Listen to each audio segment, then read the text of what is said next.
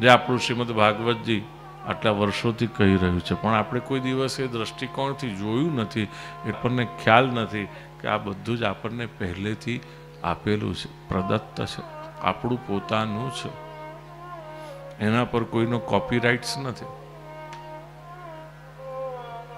મહાપ્રભુજી એટલા જ માટે કોઈ જગ્યાએ પોતાનો કોપીરાઇટ રાખ્યો નથી. વ્યાસજીએ પણ ક્યાંય પોતાનો કોપીરાઇટ રાખ્યો નથી.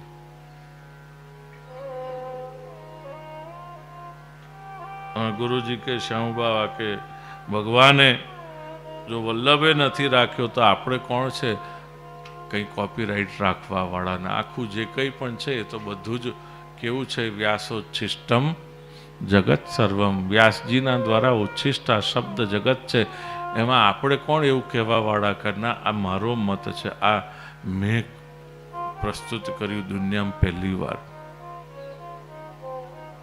આ તો ચરવણ કરતા કરતા કરતા કરતા આપણા હાથમાં જે આવી ગયું ને આપણે કહેવા લાગ્યા એટલે આપણું ના થઈ ગયું કહેવાય.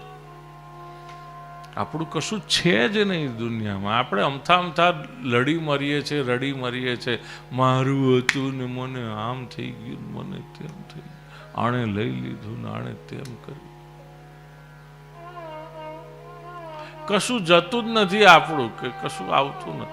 બહુ સુંદર સ્વામી પરમહંસ યોગાનંદ બહુ સુંદર કહે છે, જેને સુખી થવું છે ને તો આ સૂત્ર, આમ તો ભાગવતજીનો જો આશ્રય કરતા હોય તો પણ આપણને લાગુ પડે છે, કારણ કે એમાં બધાની વાત કરી છે, યોગની પણ વાત કરી છે, કર્મની વાત કરી છે, ભક્તિની વાત કરી છે, બધી વાત છે.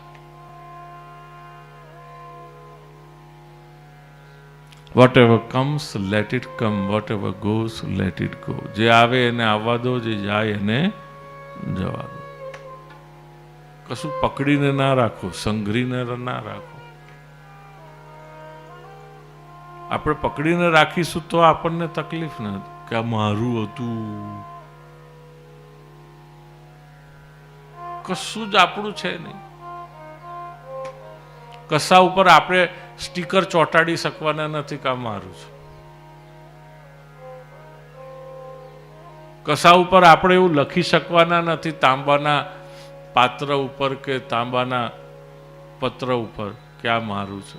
અને એ લખેલું એ રહેતું નથી, બધું જતું રહે છે.